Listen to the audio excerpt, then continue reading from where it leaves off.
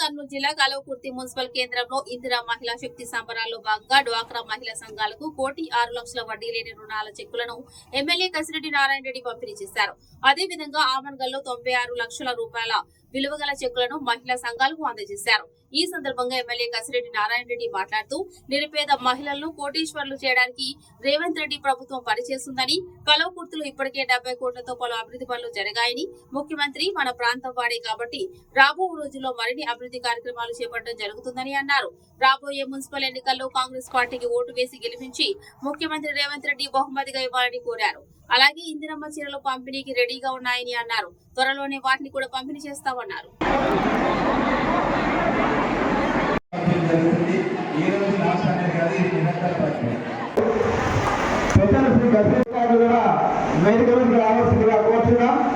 విజయ్ కుమార్ రెడ్డి వేదిక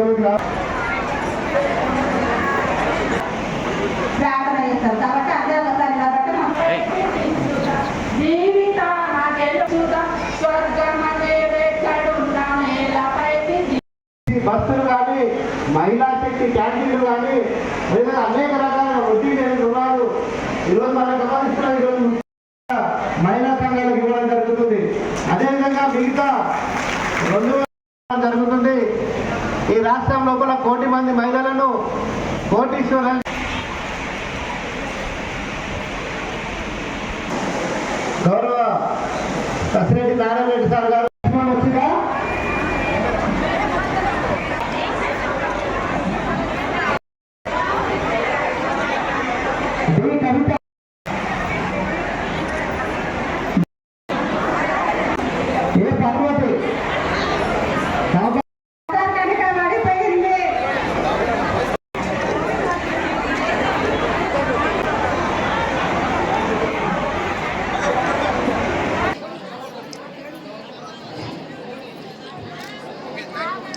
నేమ్స్ ఇచ్చిన వారు మాత్రమే వేదికపైకి రావాల్సిందిగా విజ్ఞప్తి చేస్తున్నాం.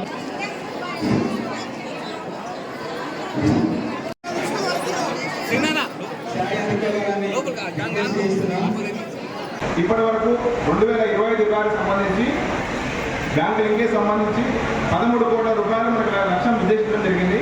దానిలో మనం దాదాపు 9 కోట్ల రూపాయలని మీ అందరికీ మంజూరు చేయడం జరిగింది.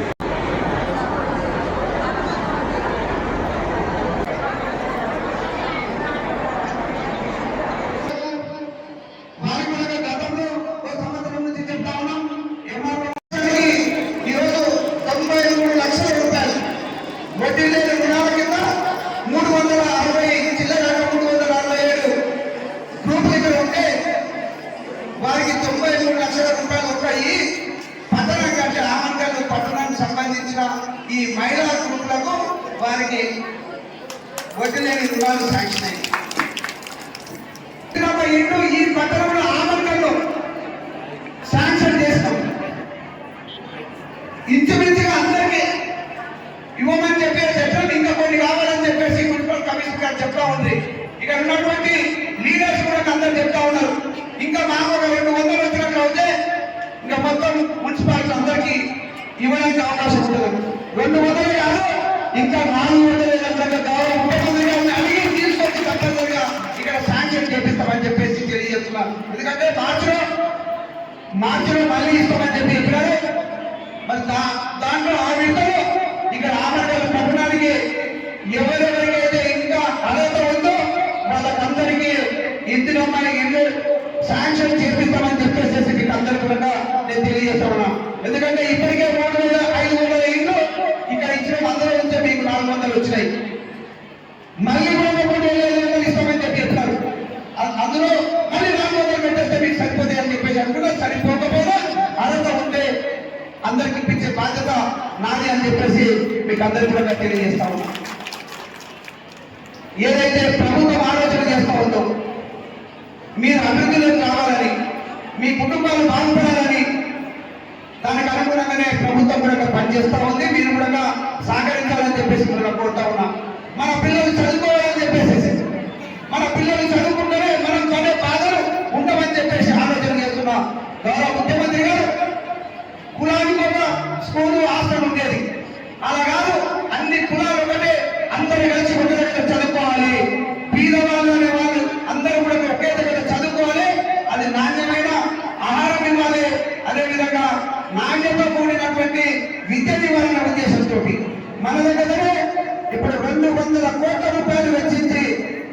25 ఎకరాలలో ఇప్పుడు యంగ్ ఇండియా ఇంటిగ్రేటెడ్ స్కూల్ మన పనులు కూడా స్టార్ట్ అయింది. బహుశా మేము కూడా బిల్డింగ్ కట్టడానికి ఒక సంవత్సరం పడుతుందేమో. గత ప్రభుత్వం అన్ని కూడా రెసిడెన్షియల్ పాఠశాలలు పెట్టేసేసి ఎక్కడెక్కడో ఈయన బీసీ హాస్టల్ బీసీ స్కూల్ ఉంటే ఎక్కడ ఇబ్బందులు ఇంకొక సంవత్సరం వెళ్తే శాతాలు అక్కడ ఉన్నాయి. ఒక పక్కా బిల్డింగ్ లేకుండా మేము చదువు చెప్పిస్తామని చెప్పినటువంటి రోజులు అవి. ఈ రోజు గౌరవ ముఖ్యమంత్రి రేవంత్ రెడ్డి గారు తీసుకున్నటువంటి ఇన్ఫ్రాస్ట్రక్చర్ బాగుండాలి, అందులో టీచర్స్ ఉండాలి, వాళ్ళు పాఠాలు చెప్పినది నాణ్యత ఉండాలి, ఆ పిల్లలు అప్పుడే బాగుపడతారు అని చెప్పేసి వారి ఆలోచన. కల్వకుర్తి మున్సిపాలిటీలో ఇందిరా మహిళా శక్తి సంబరాలు చేసుకోవడం జరిగింది. కల్వకుర్తిలోను అదేవిధంగా ఆమన్గల్ కూడా మున్సిపాలిటీ, కల్వకుర్తిలో 2 మున్సిపాలిటీస్ ఉంటాయి. ముఖ్యంగా ఇందిరా మహిళా శక్తి వడ్డీ లేని రుణాలు 1,06,00,000 రూపాయలు కల్వకుర్తికి మరి వాళ్ళ అకౌంట్స్లోకి పడతాయి. ఈ వడ్డీ అంతా కూడా ప్రభుత్వం బ్యాంకులో కట్టుకుంటుంది. అదేవిధంగా ఆమన్గల్లో ఈరోజు 93,32,000 రూపాయలు దాదాపుగా మరి అక్కడ కూడా వడ్డీ లేని రుణాలను మహిళా గ్రూపులకు మరి బ్యాంకు లింకేజ్ చేయడం జరిగింది, వాళ్ళకు వెళ్తాయి. అదేవిధంగా ఆమన్గల్లో మరి రూరల్ ఏరియాలో ఇచ్చినప్పుడు ఆమన్గల్ మున్సిపాలిటీలో మరి చీరలు ఇందిరమ్మ శారీస్ ఇవ్వలేదు.